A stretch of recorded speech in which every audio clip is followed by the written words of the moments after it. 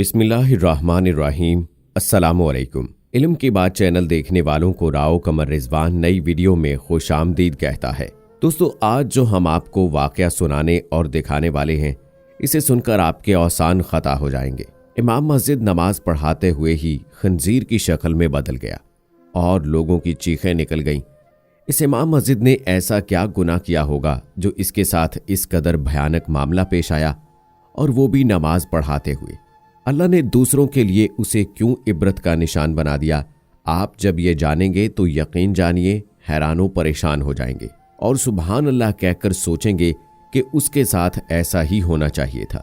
दोस्तों, ये सब जानने के लिए हमारी इस वीडियो को आखिर तक लाजमी देखिएगा, और अगर आपने अभी तक हमारा चैनल इल्म की बात सब्सक्राइब नहीं किया है तो अभी सब्सक्राइब कर लें। साथ में लगे बेल आइकॉन को ज़रूर प्रेस कीजिएगा ताकि लेटेस्ट अपलोड होने वाली हमारी वीडियोस का नोटिफिकेशन आपको बर वक्त मिलता रहे। वीडियो को लाइक करें, शेयर करें अपने दोस्तों के साथ, और कमेंट सेक्शन में अपनी राय का इजहार लाजमी कीजिएगा। तो आइए आगाज करते हैं, आपको बताते हैं इस अजीब वाक़े के बारे में।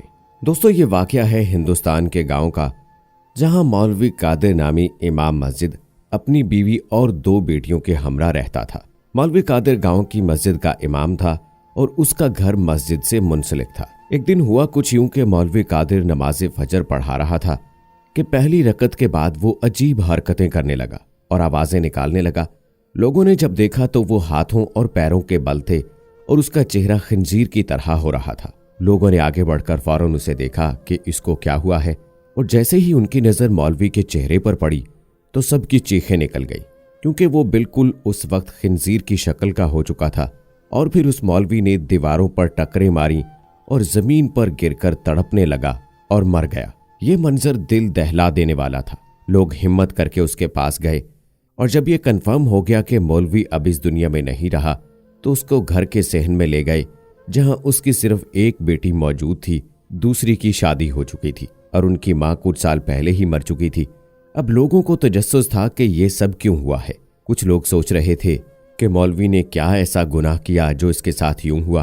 कुछ का कहना था कि इस पर जिन्नात ने हमला किया है, ये तो बड़ा नेक मौलवी था, और कुछ का ये कहना था कि काले इल्म का वार किया गया है। मौलवी मरने के बाद अपनी शक्ल में वापस आ चुका था, मगर सबको फिर भी उसके चेहरे से घिन आ रही थी। बहरहाल उसको गुस्ल देने के बाद जनाजा पढ़ाकर कब्रिस्तान लाया गया, और वहां दोस्तों एक और अजीब वाकया पेश आया। जब मौलवी कादिर को कब्र में उतारने लगे तो एक बहुत बड़ा सांप नमूदार हो गया। सब लोग एकदम डर गए और पीछे हट गए। बहुत कोशिश की गई कि उनको हटा पाएं, मगर वो अपनी जगह नहीं छोड़ रहा था। इसके बाद फैसला किया गया कि दूसरी कब्र खोदी जाए। जब दूसरी कब्र खोदी गई तो मौलवी को उस कब्र में उतारते वक्त वही सांप फिर से नमूदार हो गया। अब सब लोग परेशान हो चुके थे। गांव के बड़े बड़े समझदार लोग भी मौजूद थे। उन्हें समझ आ गई कि ये इत्तफाक नहीं है, बल्कि ये मामला और है। एक बुजुर्ग ने कहा कि मौलवी से ऐसा गुनाह लगता है सरजद हुआ है कि अल्लाह उससे सख्त नाराज है। न जाने ये क्या वजह हो सकती है। सारे गांव वाले तौबा अस्तगफार करने लगे कि इतने नेक आदमी से क्या गुनाह सरजद हुआ है जो उसे जमीन जगह नहीं दे रही, और कहने लगे कि सब लोग इसे माफ करें, दिल से माफ करें। हो सकता है जाने अनजाने में इससे कोई ऐसी खता सरजद हो गई है जिसकी इसको सजा दी जा रही है। बुजुर्गों ने सोचा कि घर वालों से भी कहना चाहिए कि उसे माफ कर दें।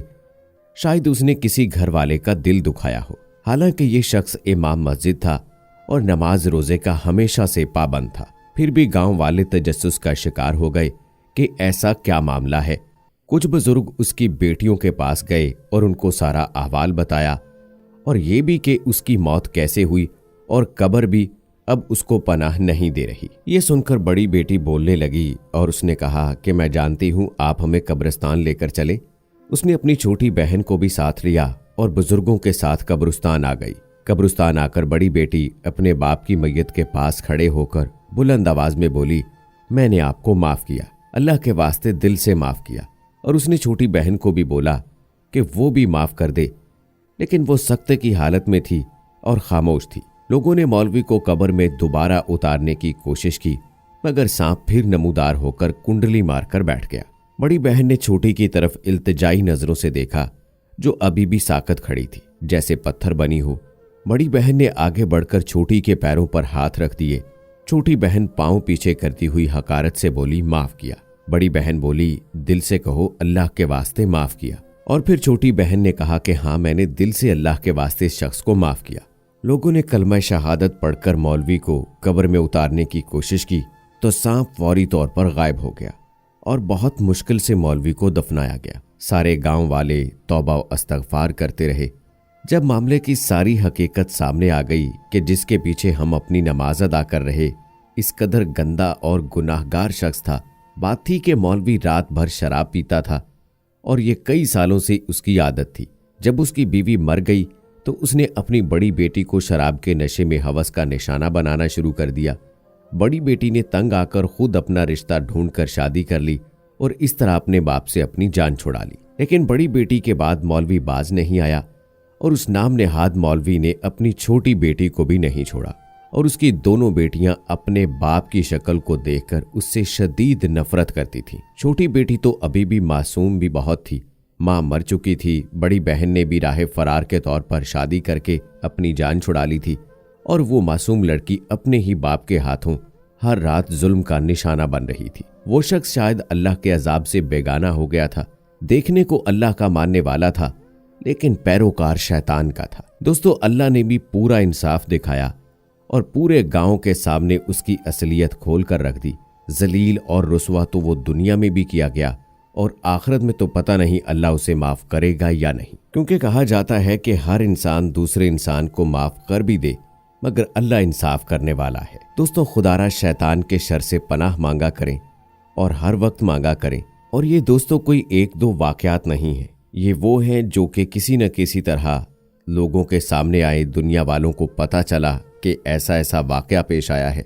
वरना रोजाना की बुनियाद पर हमें बहुत सारी ऐसी खबरें सुनने को मिलती हैं कि फलां जगह जालिम बाप ने बेटी के साथ ये किया, कहीं सौतेली बेटी के साथ और कहीं सगी बेटी के साथ, कहीं भाई बहन के साथ निकाह करता है। तो ऐसे बहुत सारे मामलात और वाकयात हैं जो हमारे सामने आते रहते हैं और ये हम शैतान के बहकावे में आते हैं। और इसकी सबसे बड़ी वजह है हमारी दीन से दूरी। हम अल्लाह ताला के दीन को मानते तो हैं, कहने को मुसलमान तो हैं, लेकिन सही तरीके से कुरान पाक और नबी करीम सल्लल्लाहु अलैहि वसल्लम की तालीमात पर अमल नहीं करते हैं।